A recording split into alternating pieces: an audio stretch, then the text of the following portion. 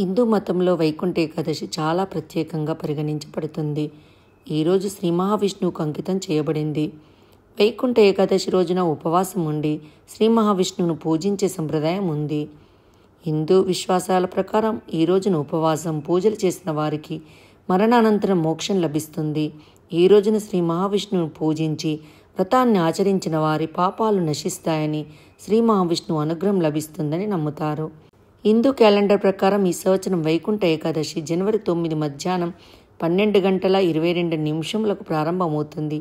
ఈ తిథి మర్నాడు అంటే జనవరి 10 ఉదయం 10:19 ముగిస్తుంది. అటువంటి పరిస్థితులలో ఉదయ తిథి ప్రకారం వైకుంఠ ఏకాదశి ఉపవాసం జనవరి 10న ఆచరించవలసి ఉంది. ఈ రోజున శ్రీ మహావిష్ణువును పూజించడం, ఉపవాసం ఉండడంతో పాటు దాన ధర్మాలు చేయడం కూడా చాలా పుణ్యంగా భావిస్తారు. కనుక వైకుంఠ ఏకాదశి రోజున ఏ వస్తువులు దానం చేయడం శుభప్రదమో తెలుసుకుందాము. అవేమిటంటే, 1. వైకుంఠ ఏకాదశి రోజున పేదలకు అన్నము, బట్టలు, డబ్బు దానం చేయడం శుభప్రదమని నమ్ముతారు. ఇలా చేయడం వల్ల పుణ్యఫలం లభిస్తుంది.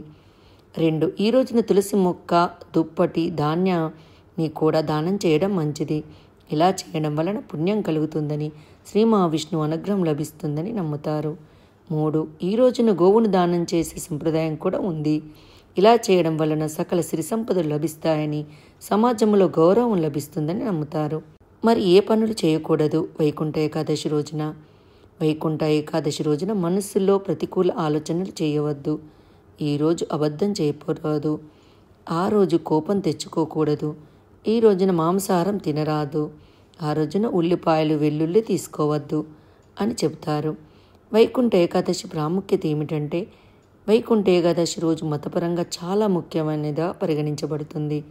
ఈ రోజున శ్రీ మహావిష్ణువును ఆరాధించడం, ఉపవాసం ఉండడం వల్ల మనసులోని మాలిన్యాలు తొలగిపోతాయి.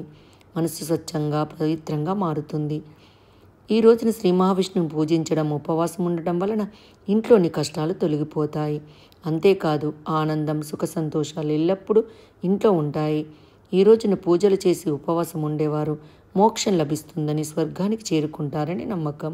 మరణానంతరం కూడా జన్మ లేకుండా మోక్షాన్ని పొంది వైకుంఠ ధామంలో స్థానం పొందుతారని నమ్మకం.